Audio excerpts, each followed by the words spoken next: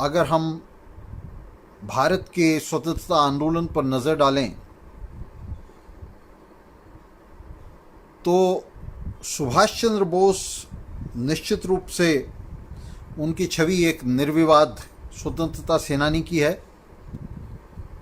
एक व्यक्ति के तौर पर उनके इर्द गिर्द सबसे कम विवाद है, लेकिन इसके साथ ही उनकी विचारधारा के इर्द गिर्द बहुत ज़बरदस्त विवाद है, बहुत गहन विवाद है। वे एक ऐसे नेता हैं, स्वतंत्रता आंदोलन में 48 वर्ष की उम्र में उनका निधन हुआ और अपने इस जीवन काल में, अपने इस राजनीतिक जीवन में व्यक्ति के तौर पर वे सबसे कम आलोचनाओं का शिकार हुए, लेकिन उनकी राजनीतिक विचारधारा को लेकर सबसे ज़्यादा विवाद रहा। और ये विवाद विशेष रूप से इसलिए रहा कि सुभाष चंद्र बोस ने कोई भी निश्चित राजनीतिक अवस्थिति नहीं ली। वे जीवन भर इधर से उधर डोलते रहे, इधर से उधर झूलते रहे और कभी भी वे ये तय नहीं कर पाए कि वे निश्चित रूप से किस विचारधारा के साथ अपने आप को जोड़ना चाहते हैं, किस विचारधारा के साथ जुड़े हुए हैं और किस शिविर में वो खड़े होना चाहते हैं। अपनी राजनीति को खुद इंगित करते हुए 1944 के एक रेडियो ब्रॉडकास्ट में सुभाष ने कहा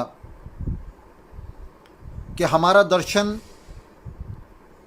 कम्युनिज्म और नेशनल सोशलिज्म का संघात है।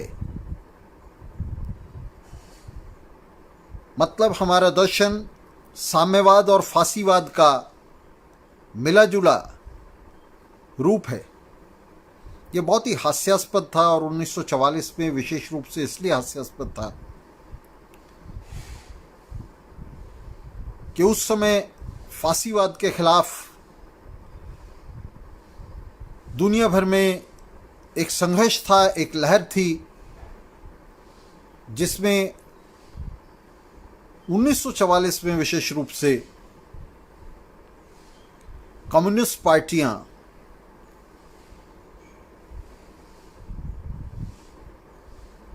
फासीवाद के विरोध में थी। स्टालिनवादी कम्युनिस्ट पार्टियां भी फासीवाद के विरोध में थी। ट्रॉट्स्कीवादी तो शुरू से ही विरोध में थे। और एक ऐसे वक्त में 1944 में सुभाष बोस का ये ऐलान, उनका ये रेडियो प्रसारण कि हमारा दर्शन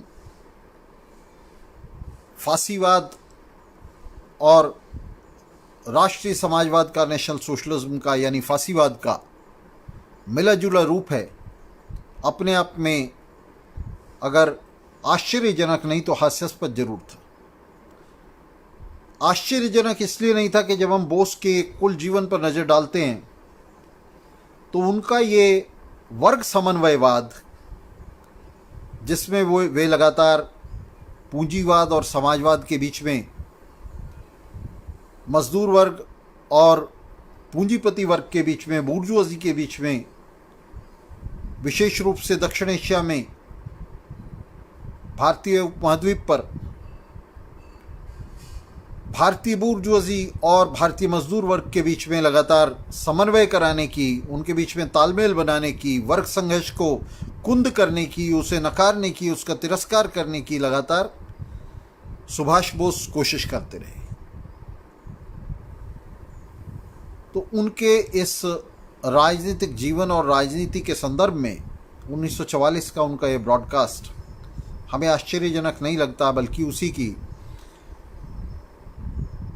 उसी श्रृंखला की एक कड़ी और उसकी निरंतरता दिखाई देता है। सुभाष चंद्र बोस अपने जीवन के शुरू से ही मजदूर वर्ग की केंद्रीयता का, उपनिवेशवाद विरोधी आंदोलन में, हमारे स्वतंत्रता आंदोलन में सर्वहारा की राजनीतिक केंद्रीयता का, मजदूर वर्ग की केंद्रीयता का पूरी तरह से विरोध करते रहे। वे लगातार इस बात पर दबाव डालते रहे, इस बात के लिए जिद करते रहे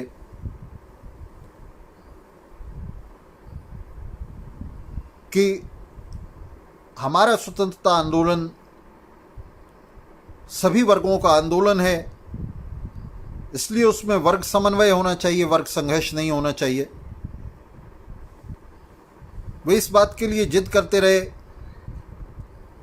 कि मजदूर वर्ग को, सर्वहारा को अपनी अलग राजनीति नहीं करनी चाहिए,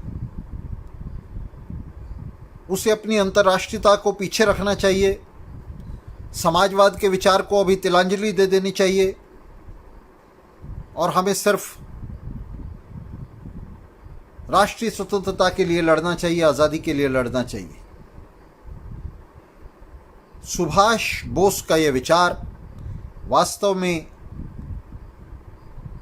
उस समय की जो बूर्जुआ राजनीतिक मंच था, कांग्रेस, उस मंच पर मजदूर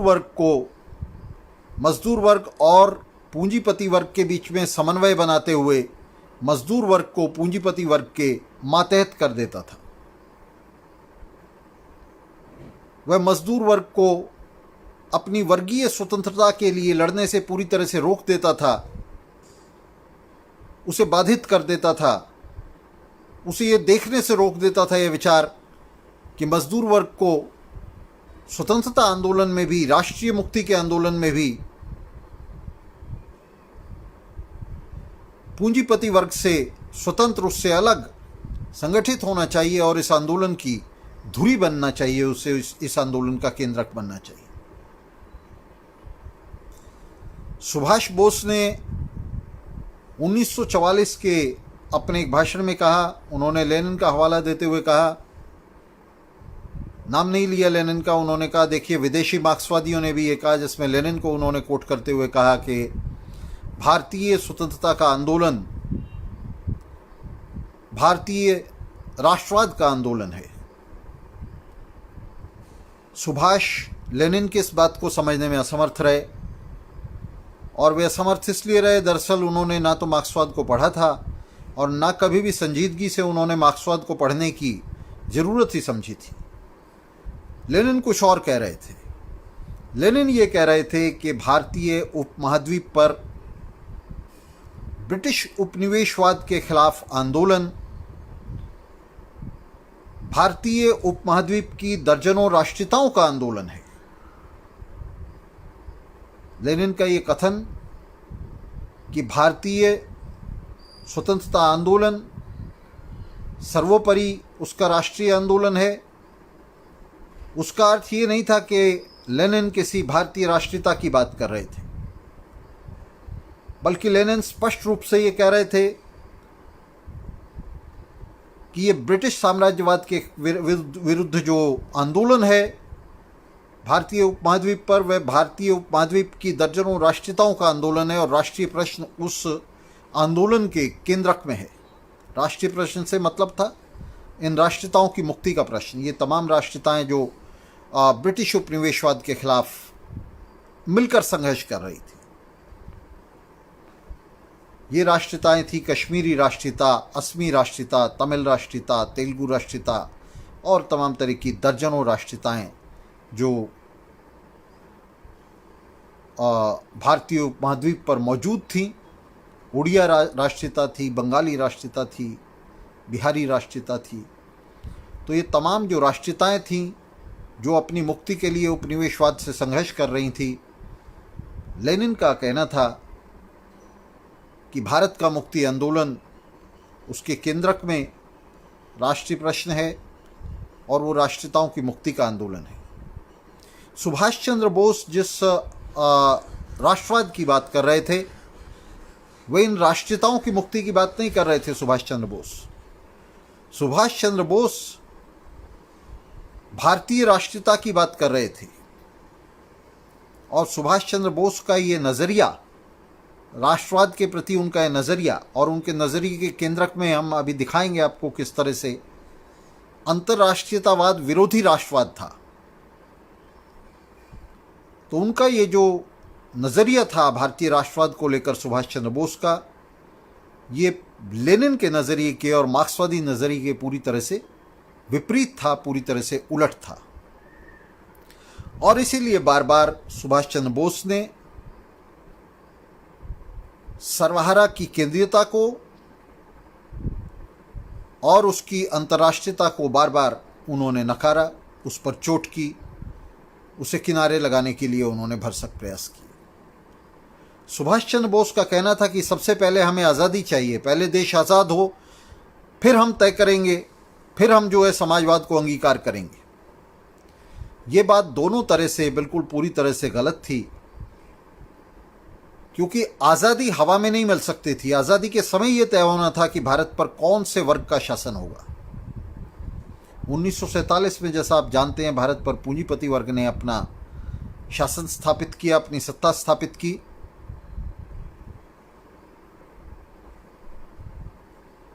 तो आज़ाद होने के वक्त, आज़ादी के वक्त ये तय होना था, उससे पहले ये तय होना था कि भारत पर, भारतीय उपमहाद्वीप पर शासन कौन सा वर्ग करेगा।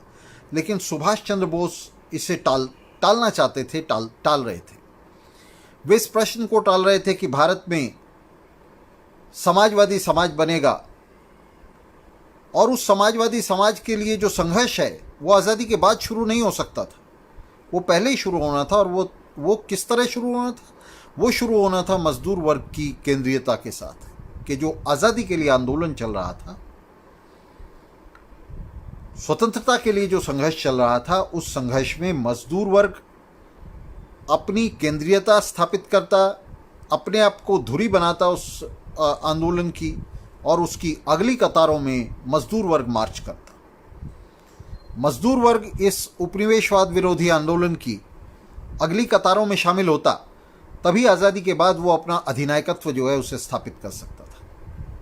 लेकिन मजदूर वर्ग को इस केंद्र से हटाने के लिए, साम्राज्यवाद विरोधी आंदोलन के इस केंद्रक से हटाने के लिए जो तमाम बूर्जुआ नेता काम कर रहे थे, उन बूर्जुआ नेताओं में पटेल, अंबेडकर, जिन्ना और लफ्फाज, समाजवादी लफ्फाज, नेहरू के अलावा सुभाष चंद्र बोस भी एक था। ये नेता अपने अपने ढंग से, तरह तरह से मजदूर वर्ग की केंद्रीयता को और मजदूर वर्ग की अंतर्राष्ट्रीयता को नकार रहे थे और उसे राष्ट्रवाद की तरफ, राष्ट्रवाद की अंधी गली में मोड़ रहे थे। सुभाष चंद्र बोस इस मामले में विशेष रूप से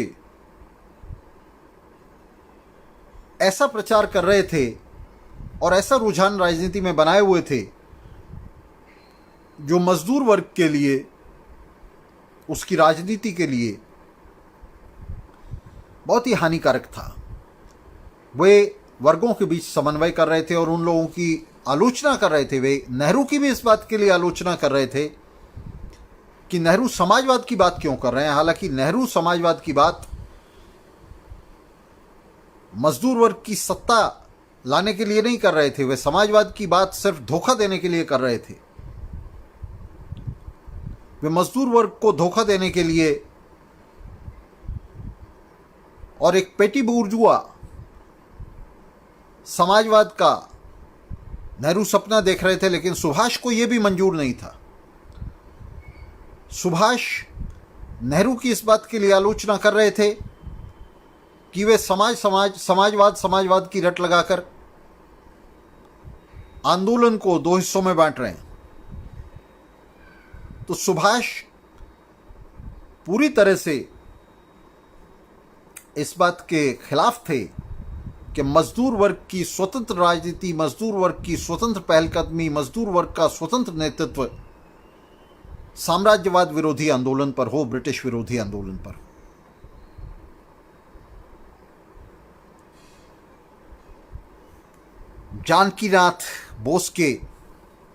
जानकीनाथ बोस जो कलकत्ता में बड़े वकील थे,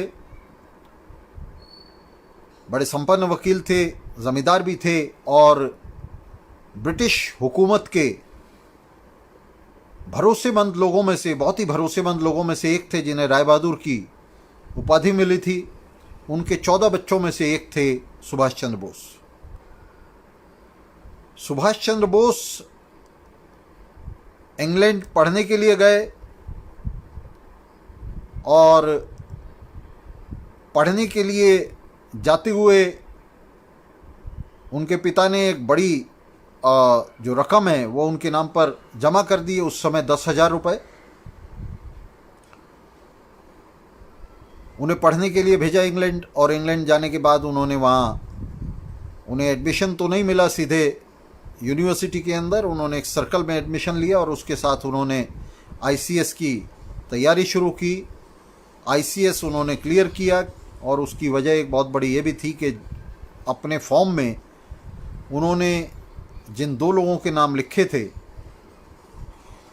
वो दोनों जिनको उन्होंने अपना भारत में सरपरस्त बताया था, वो दोनों ब्रिटिश हुकूमत की बड़ी हस्ती थे और ब्रिटिश सरकार का उनके ऊपर बड़ा भरोसा था। आईसीएस में चौथे नंबर पर आने के बाद सुभाष चंद्र बोस ने आईसीएस को छोड़ दिया और वे भारत वापस आ गए। भारत वापस आकर उन्होंने कांग्रेस को ज्वाइन किया, कांग्रेस में शामिल हुए और 1938 और 39 में दो बार वे कांग्रेस के अध्यक्ष चुने गए। उनका जीवन काल, बल्कि मैं कहूँगा ये बहुत ही महत्वपूर्ण था। ये दोनों विश्व युद्धों के बीच में आता है। उन्होंने अपना जो राजनीतिक जीवन है वो पहले विश्व युद्ध से शुरू किया था और दूसरा विश्व युद्ध खत्म होते होते उनका जीवन भी खत्म हो जाता है। न सिर्फ राजनीतिक जीवन बल्कि उनका जैविक जीवन भी खत्म हो जाता है। तो ये बहुत ही महत्वपूर्ण काल था पिछली शताब्दी का, दोनों विश्व युद्धों के बीच में, जिसमें सुभाष चंद्र बोस हमारे सामने आते हैं। सुभाष चंद्र बोस को एक राजनीतिक व्यक्ति के तौर पर, एक राजनीतिक विचार के तौर पर अगर हम कहें तो वो पूरी तरह से हम उन्हें दक्षिणपंथी कह सकते हैं, वामपंथी कतई नहीं कह सकते। उनकी स्थापित की हुई party forward block, all India forward block, हालांकि वाम मोर्चे के अंदर आज शामिल है और उसकी वजह है क्योंकि ये जो सीपीएम के, स्टालिनवादी सीपीएम के नेतृत्व वाला वाम मोर्चा है, ये दरअसल खुद में वाम मोर्चा नहीं है, ये दक्षिणपंथियों का मोर्चा है और इसलिए इसके अंदर ऑल इंडिया फॉरवर्ड ब्लॉक भी शामिल है। सुभाष चंद्र बोस की स्थापित की हुई party all India forward block, इस पार्टी का अपने आप में भारत के राजनीतिक जीवन में कोई विशेष योगदान नहीं रहा और कांग्रेस के भीतर भी ये पार्टी दक्षिणपंथ और राष्ट्रवाद की प्रचारक रही। All India forward bloc Subhash Chandra Bose के विचारों को, और सुभाष चंद्र बोस के जो विचार हैं अगर हम उन पर बात करें तो सुभाष चंद्र बोस के ये विचार पूरी तरह से धार्मिक, मूलवादी, अत्यंत पिछड़े हुए और बहुत हद तक सांप्रदायिक विचार हैं। दकियानूस पूरी तरह से विचार हैं जिसमें आप देखेंगे कि दुर्गा पूजा से लेकर भगवत गीता तक वो किस तरह से अपने बार बार अपने पत्रों में, अपने भाई को लिखे गए चिट्ठियों में, अपने घर लिखी गई चिट्ठियों में किस तरह से उनका महिमा मंडन करते हैं सुभाष।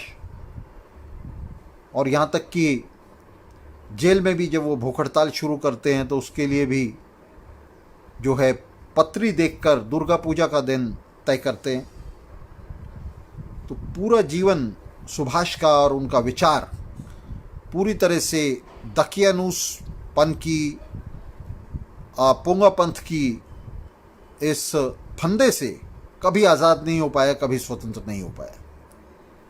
अपने पूरे जीवन वे न सिर्फ दकियानूस रहे बल्कि सांप्रदायिक कोण भी उनके जीवन का मजबूत रहा, जिसमें मसलन उन्होंने जेल सुप्रिंटेंडेंट को लिखे एक पत्र में कहा कि आप जो क्रिश्चियन सोल्जर्स हैं और जो मुस्लिम सोल्जर्स हैं उनको ज़्यादा सुविधाएं देते हैं, और हिंदू सोल्जर्स जो हैं, हिंदू प्रिजनर्स जो हैं, हिंदू कैदी जो हैं, माफ़ कीजिए, हिंदू कैदी जो हैं उनके लिए आप सुविधाएं नहीं देते हैं।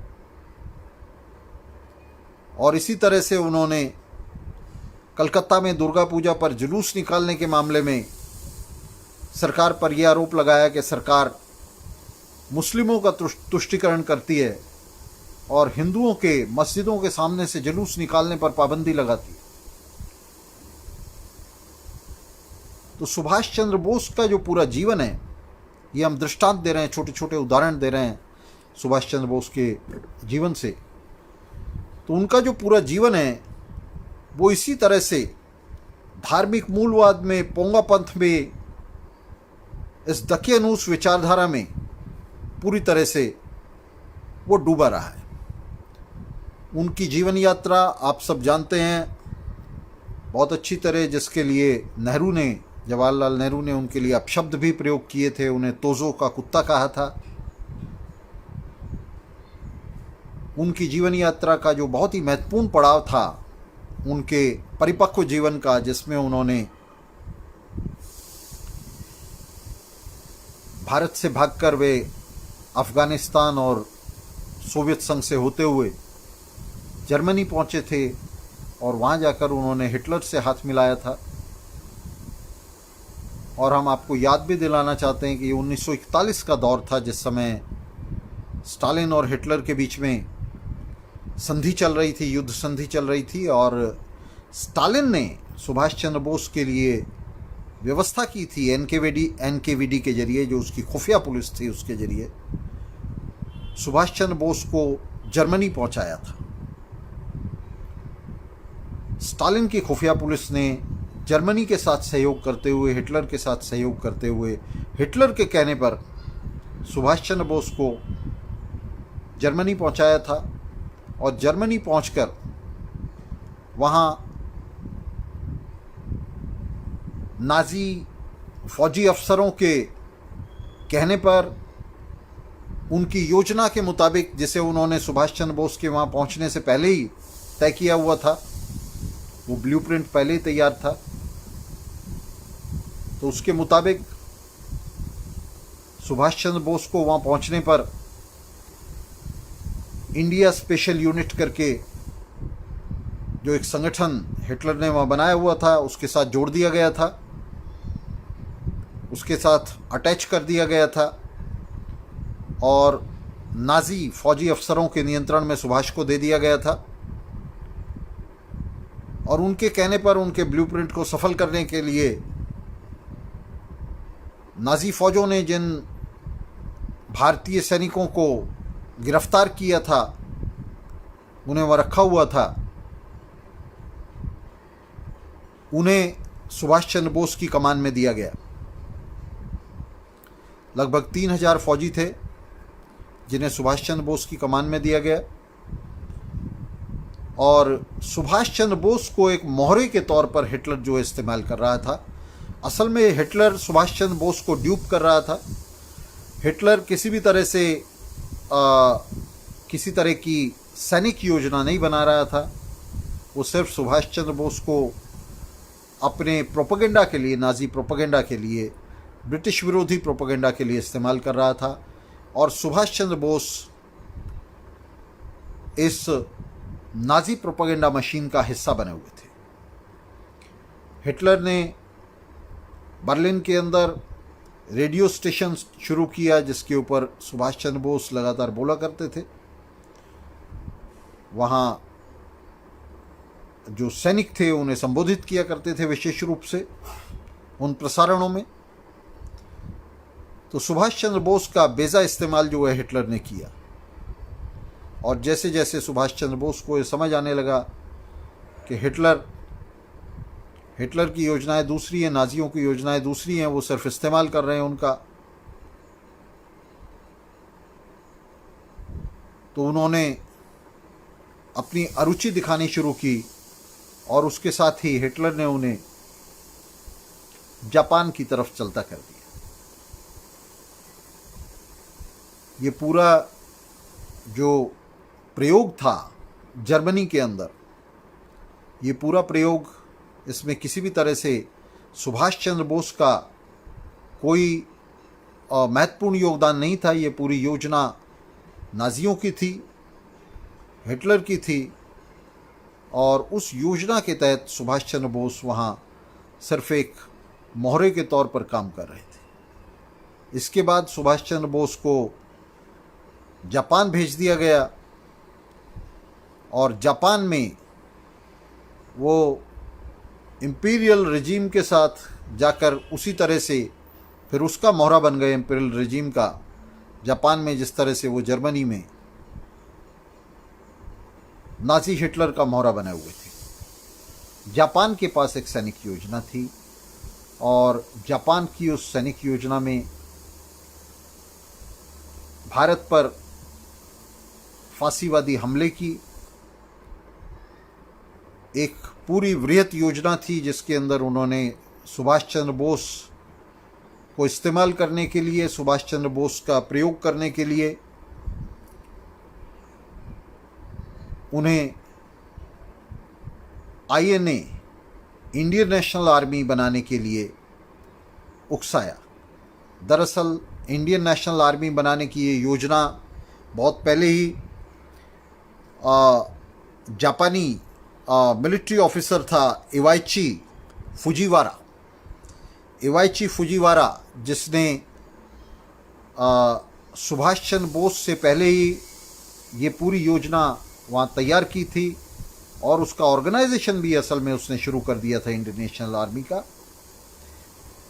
ये बहुत सारी किंवदंतियां हैं, बहुत सारे भ्रम हैं जो इतिहासकारों ने फैलाए हैं, जिसमें हमें बताया गया कि सुभाष चंद्र बोस ने आज़ाद हिंद फौज का इंडियन नेशनल आर्मी का संगठन किया था।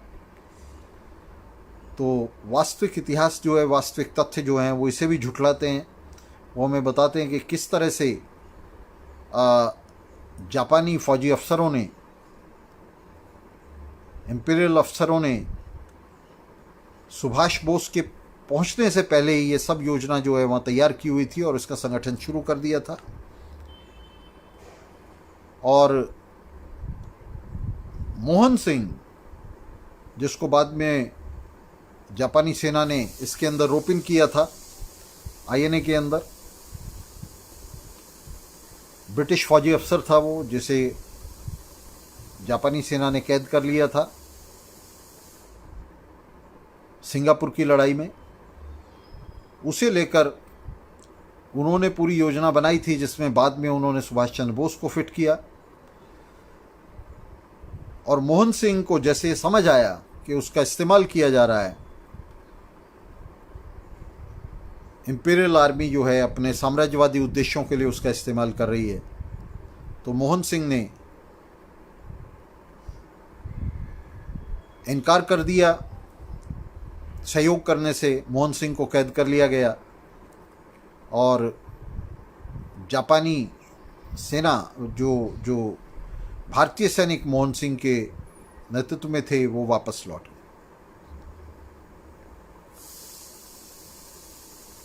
जापानियों ने अंडमान निकोबार पर हमला किया, जिसके अंदर सुभाष चंद्र बोस ने उनका सहयोग किया। सुभाष चंद्र बोस के नेतृत्व वाले यूनिटों ने जापानियों का सहयोग किया, और ठीक उस समय जिस समय सुभाष चंद्र बोस जापानियों के साथ सहयोग कर रहा था, 1944 में, जिस समय अंडमान निकोबार के अंदर आज़ाद हिंद सरकार बनाई जा रही थी, उसी समय जापानी वहाँ इंडियन इंडिपेंडेंस लीग के नेता डॉक्टर दीवान सिंह को अपने कैदखानों में टॉर्चर कर रहे थे, उनकी टॉर्चर से ही मौत हुई थी, डॉक्टर दीवान सिंह। लेकिन सुभाष चंद्र बोस को इस सब से कोई मतलब नहीं था। सुभाष चंद्र बोस को इससे भी कोई मतलब नहीं था कि अंडमान निकोबार के लोगों से जापानी हमलावर, जापानी साम्राज्यवादी किस तरह से व्यवहार कर रहा है। सुभाष चंद्र बोस को इससे भी कोई मतलब नहीं था कि जर्मनी और जापान दोनों अपनी कॉलोनियों में अपने मातहत लोगों के साथ, अपने देशों में मजदूर वर्ग और मेहनतकश लोगों के साथ और अपने उपनिवेशों में किस तरह का व्यवहार कर रहे हैं, इससे भी कोई मतलब नहीं था। इस सब की तरफ से आंखें मूंदे हुए सुभाष चंद्र बोस पहले जर्मनों और फिर जापानियों के साथ फांसीवादियों और साम्राज्यवादियों के साथ सहयोग कर रहा था। इस सारे के सारे प्रकरण में सुभाष चंद्र बोस के पास कुछ भी नियंत्रण नहीं था, वो किसी भी चीज़ को नियंत्रित नहीं कर रहा था। वो पूरी साम्राज्यवादी साजिश के अंदर दो साम्राज्यवादी गुटों के बीच संघर्ष में सिर्फ एक मोहरा बना हुआ था, सिर्फ एक पिट्ठू बना हुआ था जिसे साम्राज्यवादी ताकतें जिसका बेजा इस्तेमाल कर रही थी। और साम्राज्यवादी ताकतों में भी जो धुरी राष्ट्र थे, एक्सेस पावर्स थी, फासिस्टों के नेतृत्व वाला गुट था, वो उसका इस्तेमाल कर रहा था।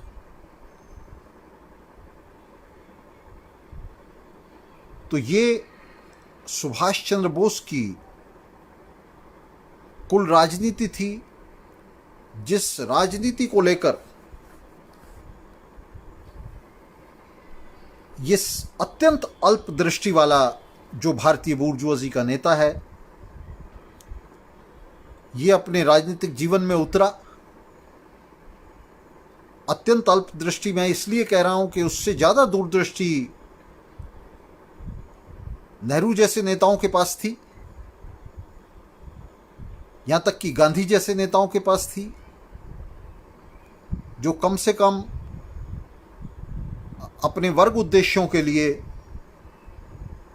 भारतीय पूंजीपति वर्ग के उद्देश्यों के लिए भारत की मेहनतकश जनता पर निर्भर कर रहे थे, चाहे उसे धोखा ही दे रहे थे। लेकिन सुभाष चंद्र बोस के पास वो दृष्टि भी नहीं थी। सुभाष चंद्र बोस के पास ये दूरदृष्टि भी नहीं थी कि ब्रिटिश हुकूमत का मुकाबला, ब्रिटिश साम्राज्यवाद का मुकाबला जापानी साम्राज्यवाद के जरिए नहीं किया जा सकता। तो इस राजनीतिक अल्पदृष्टि के साथ सुभाष चंद्र बोस का पूरा जीवन हम देखते हैं कि 1919 में इंग्लैंड जाने से लेकर और 1921 में आईसीएस से रेजिग्नेशन देकर, आईसीएस से इस्तीफा देकर भारत वापस लौटने तक और अपनी राजनीतिक कार्रवाइयाँ शुरू करने तक, व्यवहारिक राजनीतिक कार्रवाइयाँ शुरू करने तक, और यहाँ से शुरू करके 1945 में अपनी मृत्यु तक सुभाष चंद्र बोस किसी भी तरह से कोई स्वतंत्र अवस्थिति नहीं ले सका, ना तो विचारधारा के तौर पर और ना ही अपनी कार्रवाइयों में। अपनी तमाम कार्रवाइयों में सुभाष चंद्र बोस अपने मुख्य राजनीतिक जीवन में वो साम्राज्यवादी ताकतों के हाथ में मोहरा बना रहा, और उससे पहले कांग्रेस के भीतर वो इसी तरह से वर्ग समन्वयवाद का आलाप जो है उसे छेड़े रहा। कांग्रेस के भीतर भी उसने कभी समाजवाद के उद्देश्य के लिए, मजदूर वर्ग के उद्देश्य के लिए, सरवारा के उद्देश्य के लिए कोई जंग नहीं छेड़ी, ना ही उसने ब्रिटिश साम्राज्यवाद को पूंजीवाद के तौर पर किसी भी तरह से चिन्हित किया, ना ही पूंजीवाद के खिलाफ सुभाष ने कोई संघर्ष छेड़ा। इसलिए ये दावा कि सुभाष किसी तरह से वामपंथी था या समाजवादी था, ये दावा अपने आप में फर्जीवाड़ा। और बहुत सारे साथी जो है ये कह सकते हैं कि ठीक है वो समाजवादी नहीं था, वो वामपंथी था। तो हम आपको बताना चाहते हैं कि इन दो विश्व युद्धों के बीच में, और विशेष रूप से अक्टूबर क्रांति हो जाने के बाद, बिना समाजवादी हुए, बिना कम्युनिस्ट हुए आप वामपंथी नहीं हो सकते।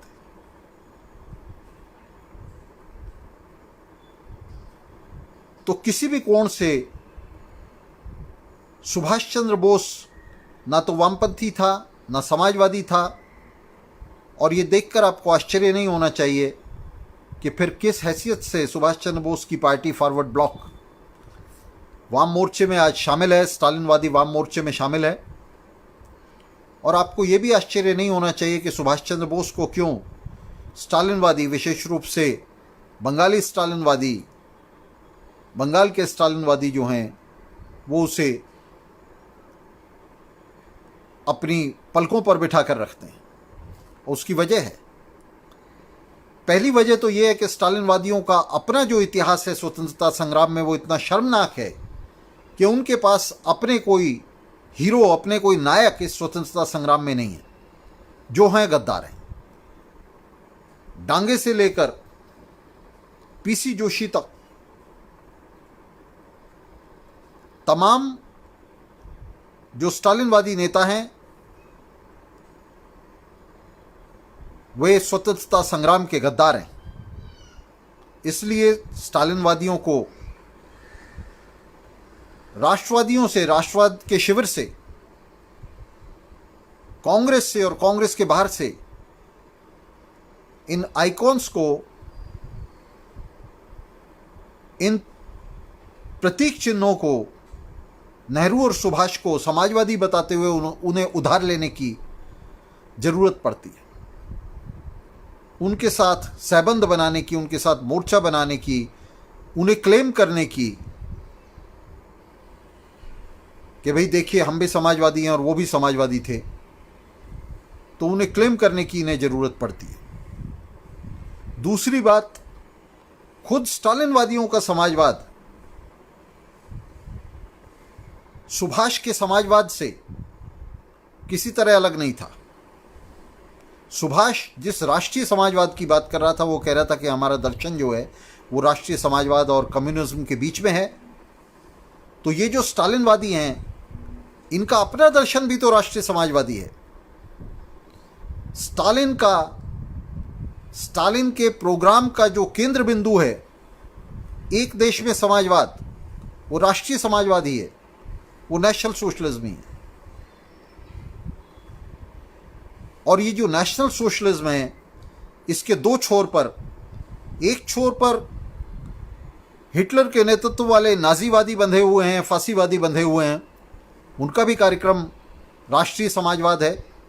नाजी पार्टी अपने आप को राष्ट्रीय समाजवादी पार्टी कहती थी और उसके कार्यक्रम में राष्ट्रीय समाजवाद लिखा हुआ है। आज आपको याद दिला दें कि भाजपा के कार्यक्रम में भी राष्ट्रीय समाजवाद लिखा हुआ है। ये जो राष्ट्रीय समाजवाद है, जिसकी पैरोकारी सुभाष किया करता था, वो कहता था कि मेरा कार्यक्रम जो है, मेरा दर्शन जो है, वो राष्ट्रीय समाजवाद और कम्युनिज्म के बीच का दर्शन है, दोनों के मिलाप का दर्शन है। इसी राष्ट्रीय समाजवाद के पैरोकार ये स्टालिनवादी भी हैं, जो सुभाष को सिर माथे पर बिठाते।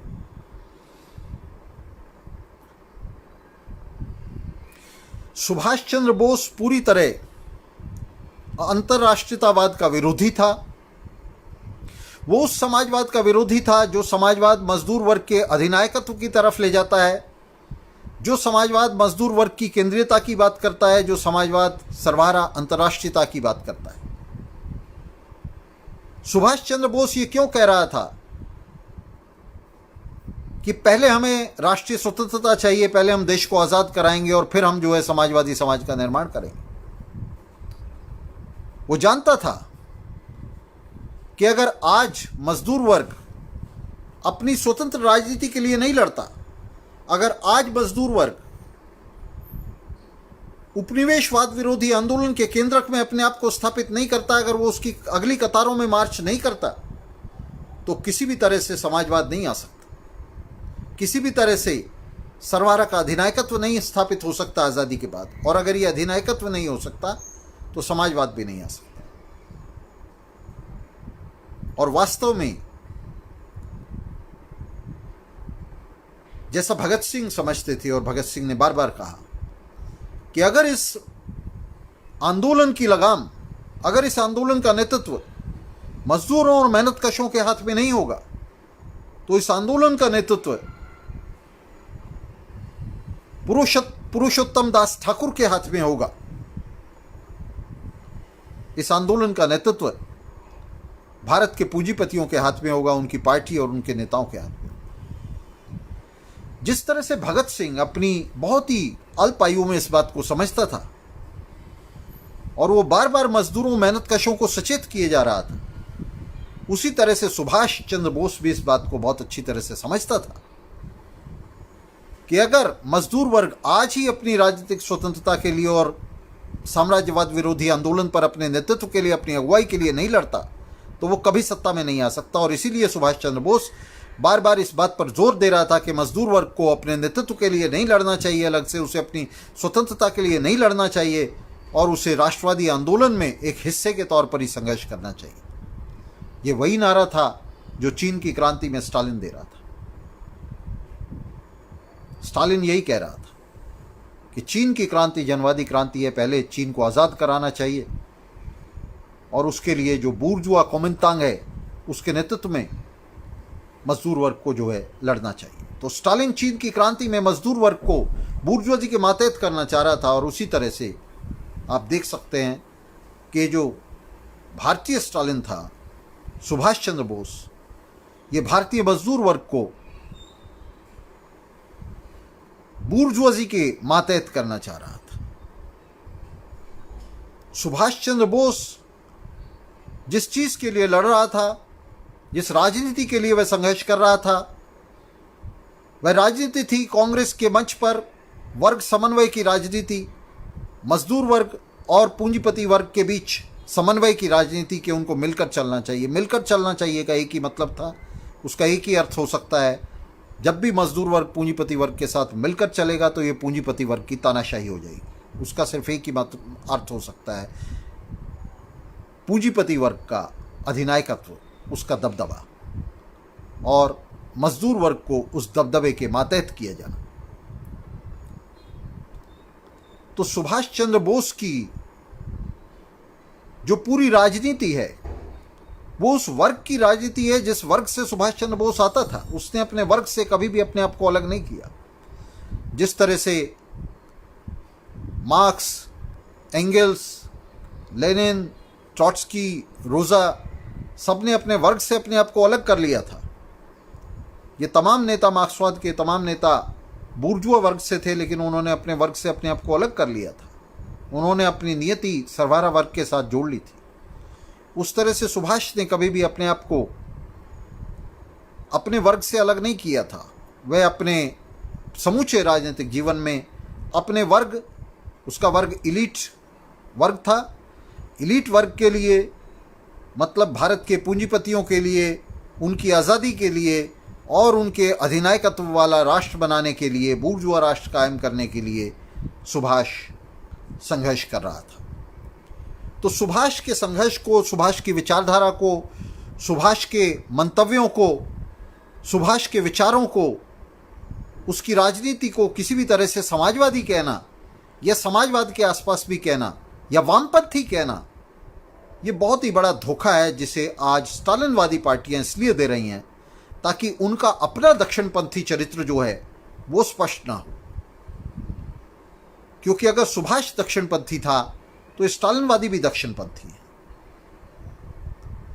इसलिए दक्षिणपंथी हैं कि जिस राष्ट्रीय समाजवाद की बात सुभाष कर रहा था, उसी राष्ट्रीय समाजवाद के पैरोकार और पिट्ठू ये स्टालिनवादी है।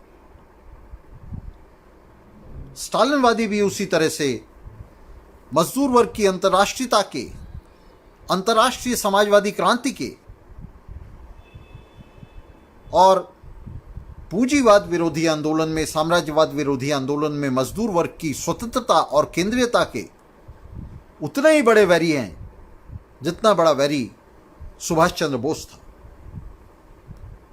सुभाष चंद्र बोस उसके जीवन और उसकी राजनीति को लेकर भारत की बूर्जुआजी, लगातार निरंतर उसका महिमा मंडन करती रही है। सुभाष चंद्र बोस की राजनीति पर बात करते हुए वे उसकी राजनीतिक अंतर्य पर बात नहीं करते, वे सुभाष के मेथड्स पर बात करते हैं। वे इस बात पर बात करते हैं कि देखिए, सुभाष चंद्र बोस ने आईसीएस छोड़ दिया, सुभाष चंद्र बोस ने घर छोड़ दिया, सुभाष चंद्र बोस ने ये बलिदान दिया, वो बलिदान दिया। लेकिन प्रश्न ये कि किसके लिए बलिदान दिया? क्या उसने भारत में मजदूरों के लिए, मेहनतकशों के लिए, भारत की करोड़ों करोड़ जनता के लिए बलिदान दिया? क्या उस जनता के दुख दर्द से सुभाष को कुछ भी लेना देना था? अगर इस दुख दर्द से सुभाष को कुछ भी लेना देना होता तो उसे उन लोगों का दर्द भी महसूस होता, उन लोगों के लिए भी उसका दिल धड़कता, उसका दिमाग काम करता, जिन्हें जर्मनी और जापान में कुचला जा रहा था, जिन्हें फांसीवादी अपने देशों में कुचल रहे थे और अपनी कॉलोनियों में कुचल रहे थे। इसके ठीक विपरीत हम क्या देखते हैं? इसके ठीक विपरीत हम देखते हैं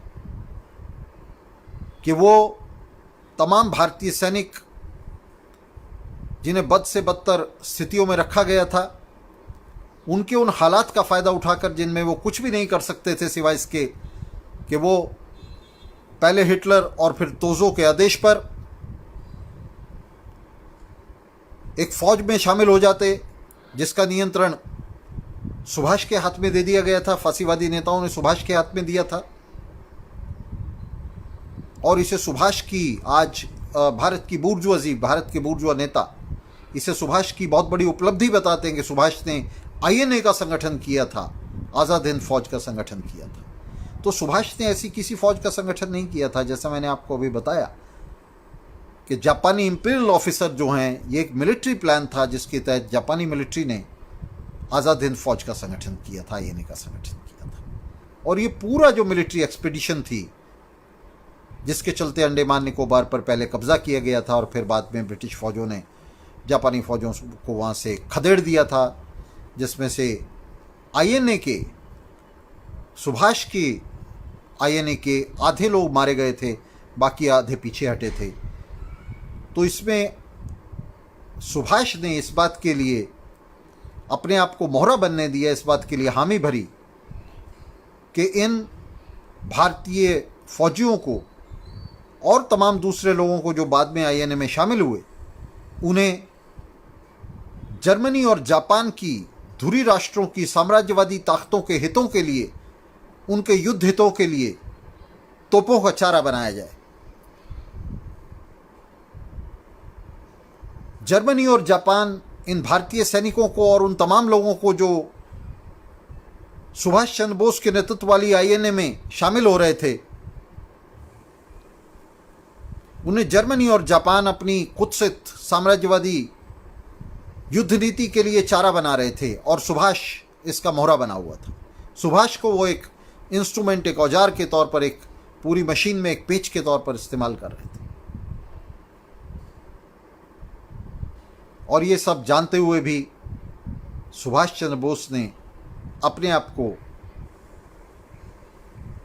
अपने और अपने वर्ग के, इलीट वर्ग के क्षुद्र हितों के लिए इन साम्राज्यवादी ताकतों का मोहरा बनने दिया।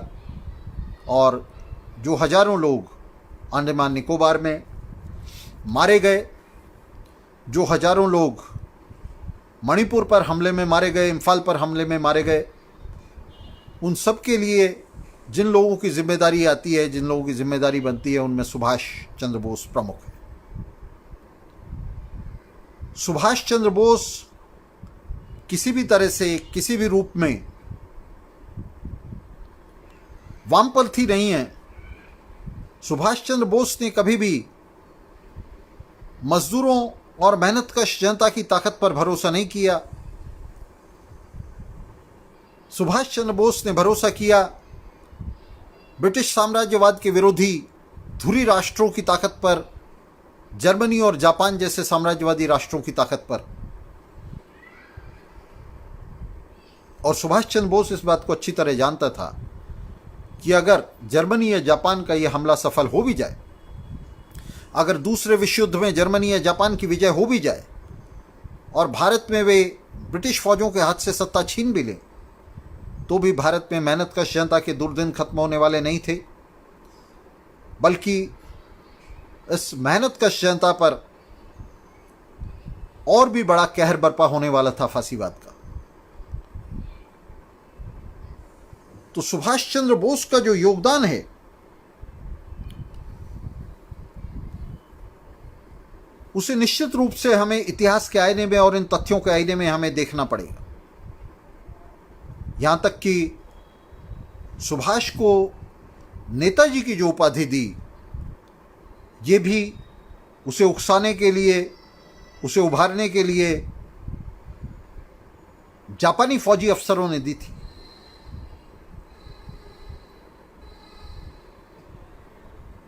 तो सुभाष चंद्र बोस का किसी भी तरह से वामपंथ से या समाजवाद से कोई लेना देना नहीं है। देखिए साथियों, वामपंथ क्या है? वामपंथ अपने मूल रूप में मजदूरों और मेहनतकशों का पंथ है, मजदूरों और मेहनतकशों का पथ है, श्रमिकों का पथ है। बूर्जुआजी के खिलाफ, पूंजीपतियों और जमींदारों के खिलाफ मजदूरों और मेहनतकशों का जो संघर्ष है उसका नाम वामपंथ है। सुभाष चंद्र बोस का इस संघर्ष से और इस वामपंथ से दूर का भी नाता नहीं था, बल्कि इसके ठीक विपरीत सुभाष चंद्र बोस पूरी तरह इस वामपंथ के खिलाफ था। सुभाष चंद्र बोस अपने जीवन भर सर्वहारा की इस स्वतंत्रता का, उसकी राजनीतिक स्वतंत्रता का, उसकी संघर्ष में केंद्रीयता का, चाहे वो पूंजीवाद विरोधी संघर्ष हो या साम्राज्यवाद विरोधी संघर्ष हो, केंद्रीयता का विरोध करता रहा। वो पूरी तरह से इस बात का विरोध करता रहा कि कांग्रेस के मंच पर या कांग्रेस के बाहर भी बूर्जुआजी और सर्वहारा के बीच में कोई टसल ना शुरू हो, कोई संघर्ष ना शुरू। वो बार बार हमें बताता रहा अपने भाषणों में, लेखों में, अपने रेडियो प्रसारणों में कि क्यों भारत में मार्क्सवाद लागू नहीं हो सकता। उसका कहना था कि भारत जो है ये एक धार्मिक राष्ट्र है, इसमें मार्क्सवाद लागू नहीं होता। उसका कहना था कि भारत में धर्म का राज्य के साथ सामंजस्य नहीं है, इसलिए मार्क्सवाद यहां लागू नहीं होता। उसका कहना था कि भारत में मजदूरों और पूंजीपतियों के बीच में जो टसल है, जो विग्रह है, वो इतना तीखा नहीं है जितना रूस में था, जितना यूरोप में था, इसलिए मार्क्सवाद भारत पर लागू नहीं होता। वो जीवन भर बहाने बनाता रहा कि क्यों भारत पर मार्क्सवाद लागू नहीं होता। जीवन भर वो इस बात के बहाने बनाता रहा कि क्यों समाजवाद हमारे लिए इर्रेलिवेंट है। और 1944 के अंत में जब उसे ये दिखाई देने लगा कि जिन फांसीवादी ताकतों के साथ वो चिपका हुआ था, उन फांसीवादी ताकतों का अंत आ रहा है, मित्र शक्तियों की विजय हो रही है, तो जैसा मैंने आपको शुरू में बताया कि अपने रेडियो प्रसारण में उसने कहा कि हमारा दर्शन फांसीवाद और कम्युनिज्म का घालमेल है। तो आज आप जानते हैं दोस्तों, हमारी पीढ़ी के साथी जानते हैं कि फांसीवाद और कम्युनिज्म में घालमेल तो दूर, उनमें एक मिनट के लिए सामंजस्य भी नहीं हो सकता। उनके बीच में कोई सामंजस्य नहीं हो सकता। लेकिन इनके बीच में सामंजस्य बिठाने की कोशिश कर रहा था सुभाष चंद्र बोस, क्योंकि सुभाष के वक्त में पूंजीवाद का प्रतिनिधित्व जो है वो दो शिविर कर रहे थे। लिबरल्स का शिविर था और फांसीवादियों का शिविर था। तो वो फांसीवाद की तरफ से बोल रहा था। सुभाष कह रहा था कि फांसीवाद और कम्युनिज्म में एक तालमेल हो सकता है, और उसके लिए वो उदाहरण दे रहा था। वो स्टालिन का उदाहरण दे रहा था। वो स्टालिन और हिटलर के बीच में हुई युद्ध संधि का उदाहरण दे रहा था। और इसीलिए हम कहते हैं कि सुभाष चंद्र बोस भारत का स्टालिन था। सुभाष चंद्र बोस हमें बता रहा था, ठोस उदाहरण दे रहा था कि किस तरह कम्युनिज्म और फांसीवाद के बीच में सामंजस्य और समझौता हो सकता है। वो हमें बता रहा था कि देखिए 1939 में, अगस्त 1939 को किस तरह से स्टालिन और हिटलर के बीच में संधि हुई। लेकिन एक बात जो सुभाष चंद्र बोस या तो जानता नहीं था या हमें बता नहीं रहा था, वो अपने आप को धोखा दे रहा था या हमें धोखा दे रहा था, वो बात ये थी कि ना तो स्टालिन कम्युनिस्ट था और ना सुभाष खुद वामपंथी था। स्टालिन कम्युनिस्ट विरोधी था, स्टालिन दक्षिणपंथी था जिसने दुनिया भर में समाजवादी क्रांति को फांसी चढ़ा दिया, सोवियत संघ के अंदर और बाहर समाजवादी क्रांति को फांसी चढ़ा दिया, और लाखों कम्युनिस्ट नेताओं का, लेनिन के दाएं बाएं की पूरी केंद्रीय समिति का सफाया कर देने के बाद, सबको मार देने के बाद, लाखों लाल सेना के शीर्षस्थ कमांडरों को, पार्टी के नेताओं को यह कहकर मार देने के बाद कि वो हिटलर के एजेंट हैं, उसने अगस्त 1939 में हिटलर के साथ समझौता कर लिया। स्टालिन और हिटलर के बीच ये समझौता किसी भी तरह से कम्युनिज्म और फांसीवाद के बीच समझौता नहीं था, बल्कि दो दक्षिणपंथी दोस्तों के बीच में समझौता था जो दोनों राष्ट्रीय समाजवाद की जमीन में धंसे हुए थे। फांसीवाद और स्टालिनवाद, इन दोनों की साझी जमीन पहले भी और आज भी राष्ट्रवाद है, राष्ट्रीय समाजवाद है। राष्ट्रीय समाजवाद राष्ट्रवाद के अलावा कुछ नहीं। समाजवाद उसका आवरण है, समाजवाद धोखे के लिए पोता गया रंग है, और उसका जो एसेंस है, उसका जो अंतर्य है, वो राष्ट्रवाद है। तो ये राष्ट्रीय समाजवाद जिसकी बात स्टालिन कर रहा था, एक देश में समाजवाद राष्ट्रीय समाजवादी था। तो जिस राष्ट्रीय समाजवाद की बात हिटलर कर रहा था और जिस एक देश में समाजवाद की बात स्टालिन कर रहा था, उन दोनों का जो मिलन था, उन दोनों का जो सम्मिलन था, वो हम अगस्त 1939 में देखते हैं, जब हिटलर और स्टालिन दोनों एक युद्ध संधि करते हैं। और उस युद्ध संधि के मुताबिक न सिर्फ यूरोप पर एक व्यापक हमले की योजना बनाई जाती है, बल्कि अफ्रीका पर, अफ्रीकी देशों पर, दुनिया के सबसे गरीब हिस्से पर सांझे युद्धों की योजना बनाई जाती है, सांझे हमलों की योजना बनाई जाती है। तो ये दोनों के बीच में ये जो मिलन था, जो उस युग की लाक्षणिक विशेषता था, वो युग था जिसके अंदर कॉमिंटर्न के अंदर, तीसरे इंटरनेशनल के अंदर क्रांतिकारी मार्क्सवाद को पराजित कर दिया गया था। स्टालिनवादियों ने सत्ता छीन ली थी सोवियत संघ में, और उसके बाद वे कभी फांसीवादियों और कभी उदारवादियों की गोद में बैठते चले गए, उनके साथ संबंध बनाते चले गए, कभी साम्राज्यवाद के इस शिविर के साथ, कभी उस शिविर के साथ। इसी उठापटक के दौर में सुभाष का राजनीतिक जीवन सामने आता है और विकसित होता है। और इस राजनीतिक दौर में, इस राजनीतिक जीवन में अगर हम सुभाष की यात्रा देखते हैं, तो सुभाष की यात्रा को अगर हम एक शब्द में कहें तो ये राजनीतिक अवसरवाद की कथा है। शुरू से अंत तक सुभाष के पास कोई राजनीति नहीं है, कोई राजनीतिक सिद्धांत नहीं है, धार्मिक पोंगापंथ है, धार्मिक रूढ़िवादिता है। ये सुभाष ही था जिसने कहा कि बैक टू वेदास, वेदों की तरफ वापस चलो। रामकृष्ण का भक्त था, विवेकानंद का भक्त था, गीता का उपासक था, दुर्गा पूजा का बहुत बड़ा पैरोकार था। तो जितनी भी तरह का पिछड़ापन, पोंगापंथ हो सकता है, वो सब सुभाष के अंदर जो है मूर्तिमान हो रहा था। दक्षिण पंथ का एक ऐसा नेता था जिसने मानवता के दुख दर्द से पूरी तरह से आंख मूंदते हुए फांसीवादियों की गोद में बैठना मंजूर किया, उनके साथ हाथ मिलाया, उनके इशारों पर वो नाचता रहा। और द्वितीय विश्व युद्ध के इस माहौल में जो भूमिका सुभाष ने अपने लिए तय की और जो भूमिका उसने निभाई उसका अंत भी उसी तरह हुआ। सुभाष की मौत हम नहीं जानते कि उसकी मौत में नेहरू का हाथ था या स्टालिन का हाथ था, लेकिन ठीक वो बूर्जुआ नेता जिनके इशारों पर वो कठपुतली की तरह नाच रहा था, जिनके कहे मुताबिक वो काम कर रहा था, उनका इस विश्व युद्ध में अंत हो चुका था।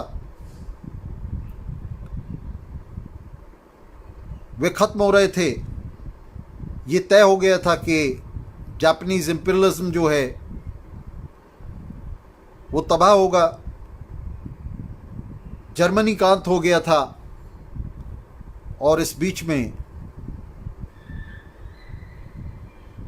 सुभाष चंद्र बोस का अपना अंत होता है, जिसमें बड़ी आशंका बार बार ये जताई जाती है कि उसका जो हवाई जहाज़ है उसे स्टालिन ने गिरा दिया था, या जापानी साम्राज्यवादियों का उसमें हाथ था, या नेहरू का हाथ था।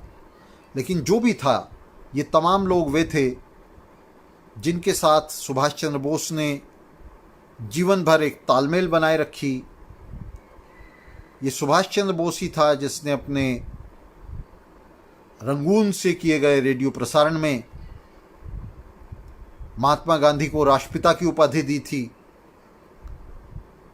तो ये पूरा बूर्जुआ नेताओं का एक जमघट था, गांधी से लेकर सुभाष तक। ये एक दूसरे के विरोधी नहीं थे।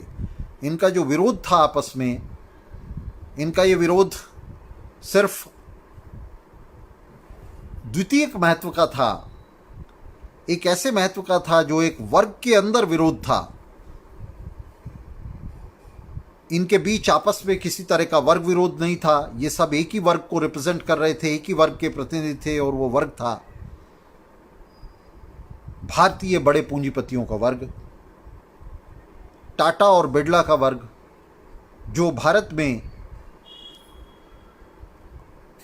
एक सरकार बनाना चाहता था, अपने नेतृत्व में सत्ता अपने हाथ में लेना चाहता था, कमोबेश कंसेशंस चाहता था।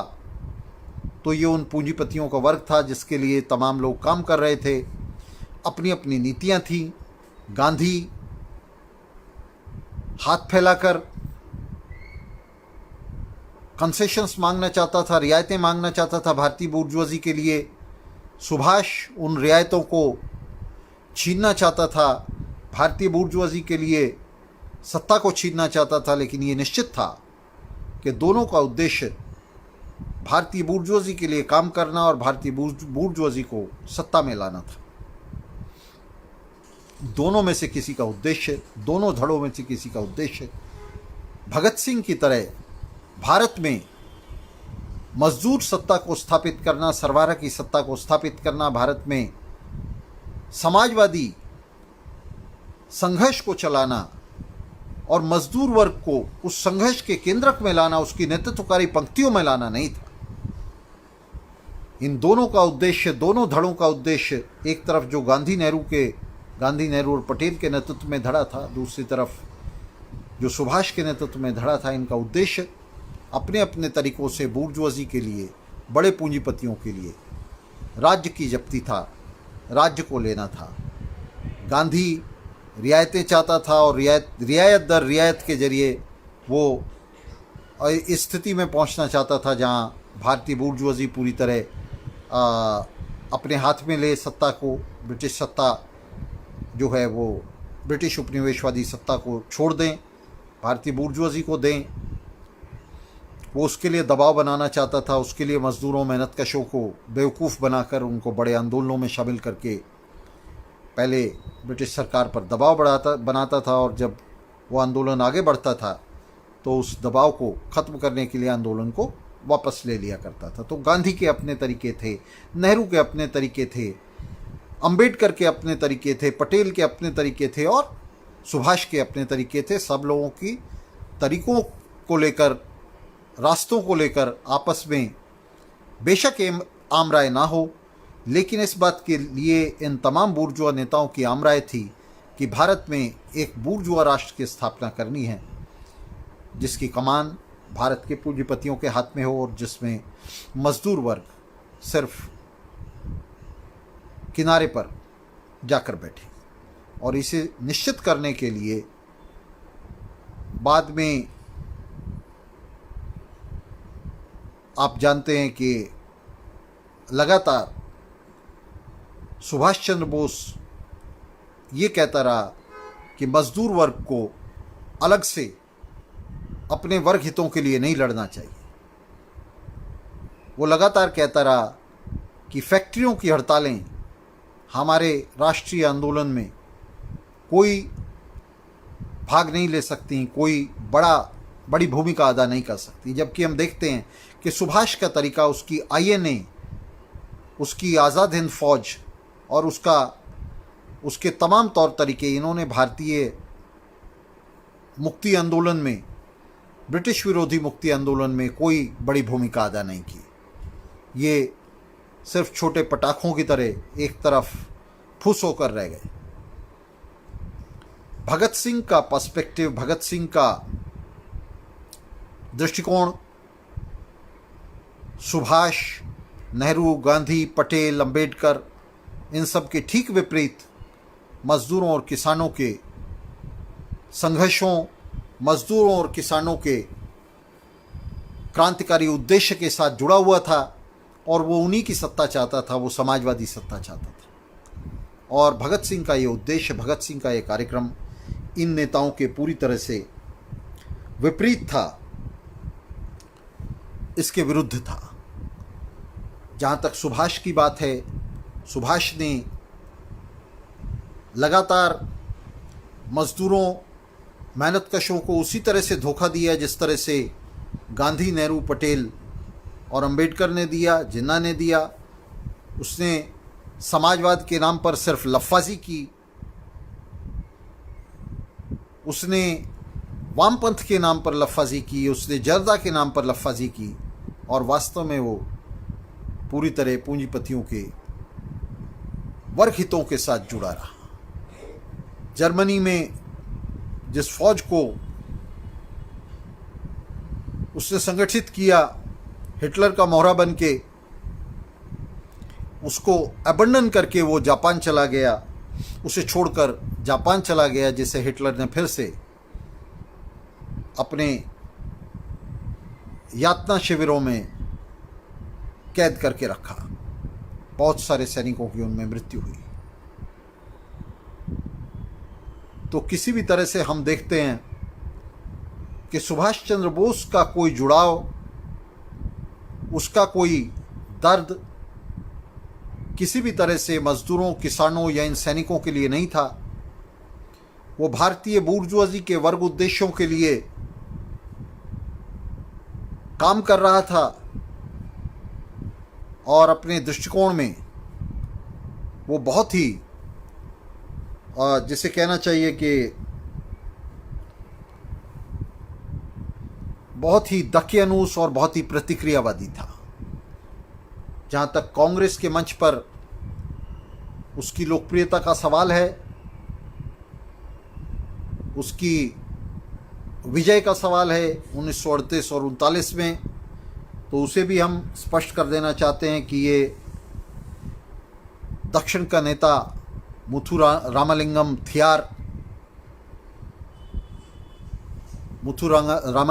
थिवार, उसकी वजह से पूरा जो दक्षिण का वोट था कांग्रेस कार्य समिति के अंदर भी और बाहर भी, वो सुभाष के पक्ष में मोबिलाइज हुआ था। और जिसकी वजह से सुभाष चंद्र बोस हिंदी बेल्ट के खिलाफ संघर्ष करते हुए कांग्रेस के अंदर विजयी हुआ था। उसकी अपनी जो लोकप्रियता है, सुभाष की अपनी लोकप्रियता, इसका श्रेय उसे नहीं जाता। उसके कांग्रेस अध्यक्ष बनने का श्रेय अपनी लोकप्रियता को नहीं जाता। ये थिवार की लोकप्रियता थी और थिवार का मोबिलाइजेशन था, जिसकी वजह से कांग्रेस के भीतर 2 बार अध्यक्ष पद के लिए सुभाष निर्वाचित हुए। सुभाष का सारा जीवन, हमने जैसा कहा कि राष्ट्रवाद की सेवा में, और राष्ट्रवाद की सेवा का मतलब है कि बूर्जुआजी की सेवा में, बूर्जुआ राष्ट्रवाद की सेवा में, क्योंकि राष्ट्रवाद का एक ही रूप हो सकता है हमारे समय में, पिछली शताब्दी में उसका एक ही रूप था और वो बूर्जुआ राष्ट्रवाद है।